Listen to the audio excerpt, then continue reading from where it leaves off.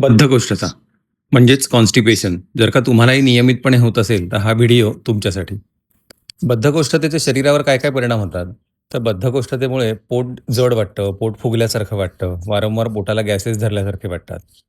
मूळव्याधीचा सुद्धा याच्यामुळे कदाचित थोडासा धोका वाढू शकतो. भूक याने कमी लागते. सतत थकवा, अस्वस्थपणा, अशक्तपणा, निरुत्साह, सतत पोटात मळमळ वाटणं आणि बरेच दिवस पोटामध्ये मल साचल्यामुळे तो आतड्यांमध्ये अडकूनही पडू शकतो. बद्धकोष्ठता टाळण्यासाठी आपण काय-काय करू शकतो? तर आपण दररोज साधारण 2 ते 2.5 लिटरपर्यंत पाणी नक्की पिऊ शकता. आहारामध्ये फायबरयुक्त पदार्थ जर का तुमच्या कमी असतील, तर फळं, भाज्या, कोशिंबिरी, मूड आलेली कडधान्य थोडंसं नियमितपणे खावी. नियमित व्यायाम करून पहा. शौचाची इच्छा झाली तर ती दाबून ठेवू नका. अगदी आठवड्यातून एकदा तुम्ही रेचकही घेऊ शकता.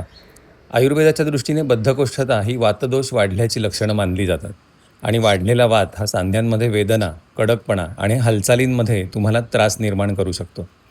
कॉन्स्टिपेशन म्हणजे काय? तर एकतर तुमची आतड्यांमध्ये रुक्षता आली आहे किंवा तुमचा मल अगदी रुक्ष झालाय. याचं निराकरण करताना ही रुक्षता आपल्याला का आली आहे, हे आपल्याला शोधायचं असतं. तुमचंही नियमित पोट साफ होत नसेल, तर तुम्ही काय करता हे आम्हाला कमेंट्समध्ये नक्की कळवा.